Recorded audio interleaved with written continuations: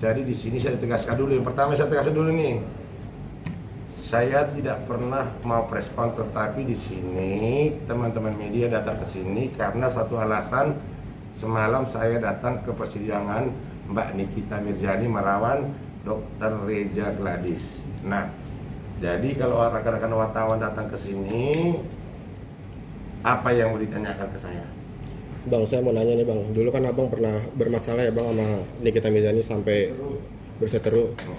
Dan juga Abang kemarin hadir ya menyaksikan persidangan. Mungkin melihat persidangan Nikita Mirzani melawan Reza Gladys, gimana tanggapan dari Abang sendiri? Oke, jadi saya bermasalah sama Mbak Nikita Mirzani dari tahun 2018 dan saya dieksekusi di tahun 2023 di bulan 7, berarti kurang lebih 5 tahun ya.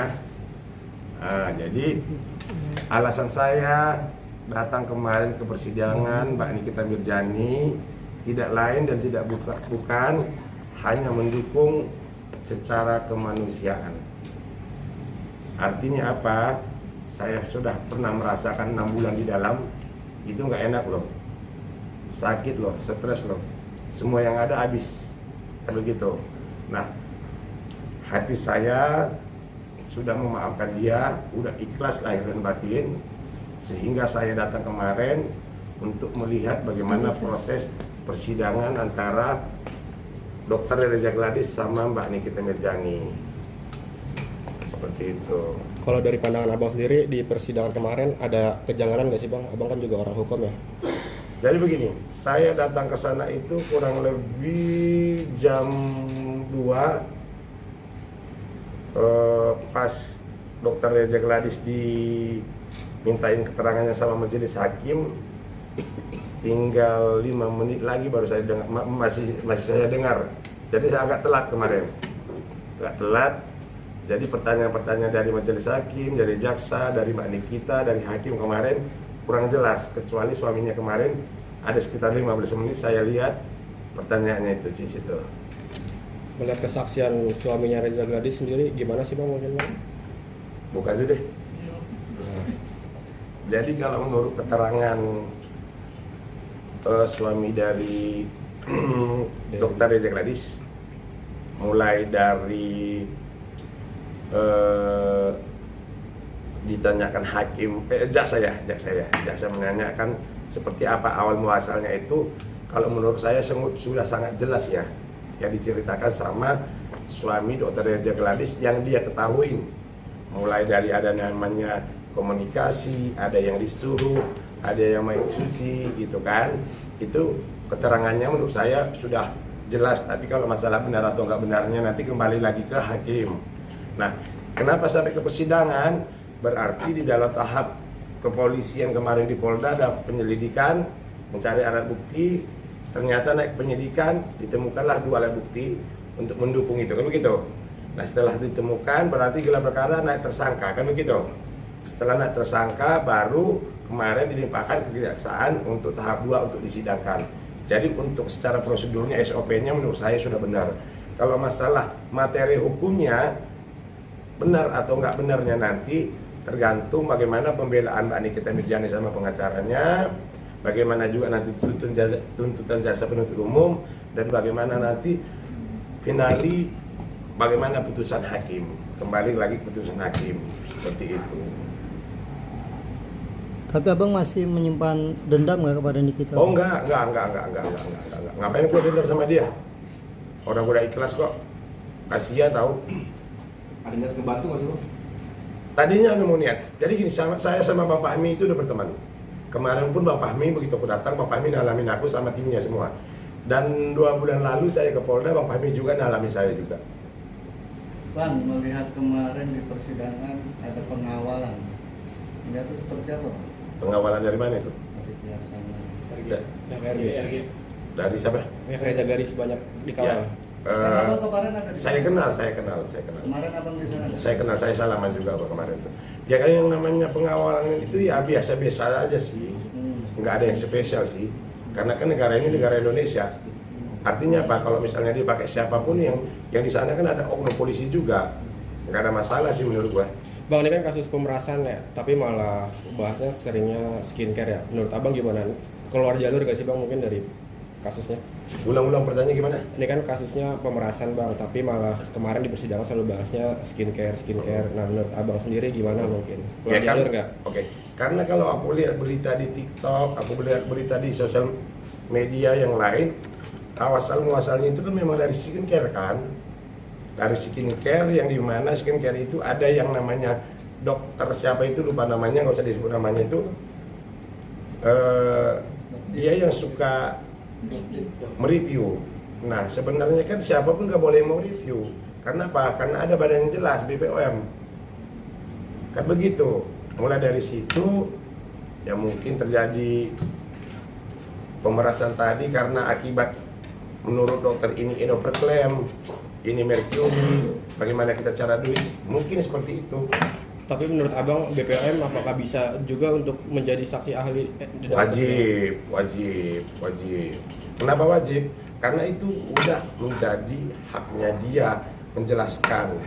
Karena apa? Karena siapapun tidak boleh yang namanya mereview skincare itu kecuali badan yang sudah ditentukan sama negara. Bang, melihat persidangan kemarin kan sudah dibuka secara gamblang nih, artinya semuanya memberikan statement dan pembelaan. Abang sendiri melihatnya seperti apa nih bang? Kemarin belum ada pembelaan, kemarin kan masih ini pembuktian, masih saksi-saksi, pembelaannya nanti pledoi. Nggak, artinya berargumen membela diri semuanya. Kemarin abang Yang namanya melihat- persidangan kayak saya kemarin aja sama. Ya saya pasti membela diri saya. Nikita pun pasti membela dirinya.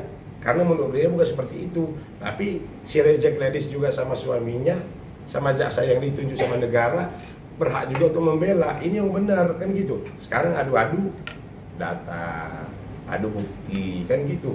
Kalau mereka masing-masing membela ya sah-sah saja. Namanya juga persidangan pembuktian kok. Secara hukum abang melihatnya kasus ini seperti apa bang antara Nikita dan Reza Gladys? Biasa sih. Biasa aja. Nggak ada yang spesial. Tapi ini jadi atensi publik bang, di viral di Pasti, media sosial. pasti. Karena Pak Nikita Mirjani, siapa yang nggak tahu Pak Nikita Mirjani? Public figure, ya kan? Seperti itu. Tapi abang setuju ini pemerasan atau gimana bang? Pasal yang Aku pas ti- dah gitu maksudnya. Aku tidak bisa mengatakan itu setuju pemerasan atau enggak. Kembali lagi kepada keputusan pengadilan. Sekarang Pak Nikita Mirjani ini belum dikatakan bersalah. Karena apa? Karena belum ingkrah, belum ada putusan hakim yang tetap. Berarti ada kemungkinan dia bisa juga bebas ya bang? Atau gimana? Ya kalau misalnya memang nanti tidak terbukti pemerasan itu dan tidak terbukti bukti-bukti itu, ya bisa-bisa aja dia bebas. Bang, tapi melihat dari kronologisnya abang memandang seperti apa bang? Artinya kuat nggak sih unsur pemerasannya? Atau Secara pribadi, karena ada pergeseran uang tadi ya. meskipun ada kesepakatan kedua belah Kalau pihak? kesepakatan itu secara lisan nggak sah, harus secara tertulis di depan notaris. Kalau menurut gue, Bang, netizen sebut ini karma. Abang tanggapannya seperti apa? jawabannya karma. Oke, kalau karma dibilang itu sebenarnya kan apa yang kita tanam masa lalu yang menyakiti orang akan menjadi ada hasilnya ya, atau bertuai ya. Nah, tapi kalau aku sekarang aku tidak mengatakan itu karma, tetapi mungkin ini next ke depannya lebih hati-hati lagi, itu aja. Jangan menyakiti orang lain lagi gitu. Kerja yang benar aja. Tapi yang pasti saya bela Mbak Nikita Mirjani, saya dukung, saya doakan semoga masalahnya selesai, cepat selesai. Bang, dengan permasalahan abang dulu sama Nikita Mirjani, apakah abang mendapatkan hikmah di balik itu semua bang? Banyak. Gara-gara gue bermasalah sama Mbak Nikita Mirjani, gue udah terkenal di Indonesia Raya. Jujur dong. Gua kemana-mana, itu daunnya Nikita Mirjani ya. Gitu. Artinya banyak sisi positifnya di situ ya bang? Ada. Nah, tapi waktu pas aku keluar, jadi kan dia bermasalah dulu sama salah satu pengacara ya. Dia bilang apa? Saya gampang masukkan orang masuk penjara. Si Indra Tarigan bisa saya masuk ke penjara, tapi saya nggak menanggapin. Karena apa? Karena menurut saya mungkin karena dia berantem sama orang, bawa-bawa nama saya, tapi nggak masalah.